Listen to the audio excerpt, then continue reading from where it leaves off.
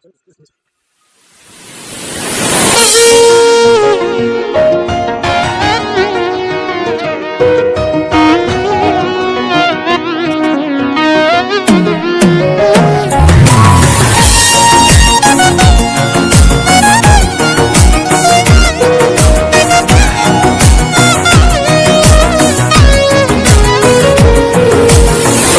ölümden döndüm, derdimi bilmedin ama seni sevdim ama çok iyi. Sen beni sevmedin ama her şey bir anlık oldu.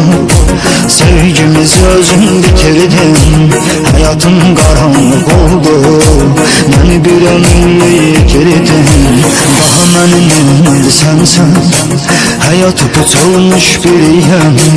Güveneceğim adam yoktur, ben unutulmuş biriyim. Daha beni neylirsen sen, hayatı pusulmuş biriyim. Güveneceğim adam yoktur, ben unutulmuş biriyim.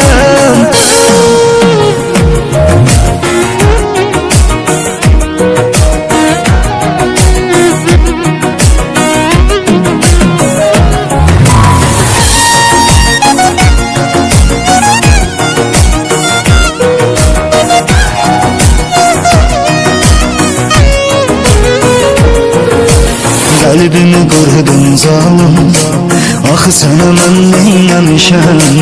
Eyüp ki gez başa düştüm, ömrümü mahveylemişim. Belki de benden ayrılıp hayatım yeniden başlar. Sana akıl vermez alanlık, gözümden akın yaşlar. Daha benim sensen, hayatı pusulmuş biriyim. Güveneceğim adam yoktur, ben unutulmuş biriyim.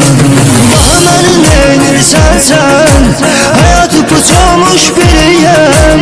Güveneceğim adam yoktur, ben unutulmuş biriyim.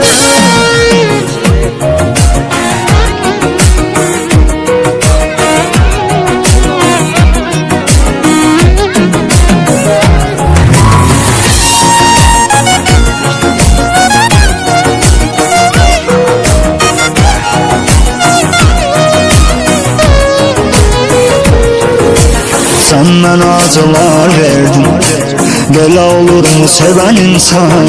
Sana bu sevgim aram olsun, hayatımı eledin zindan.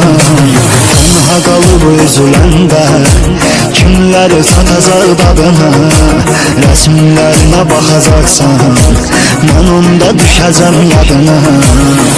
Daha benim sensen, hayatı pusulmuş biriyim. Güveneceğim adam yoktur, ben unutulmuş biriyim. Daha beni neylirsen sen, hayatı pusulmuş biriyim. Güveneceğim adam yoktur,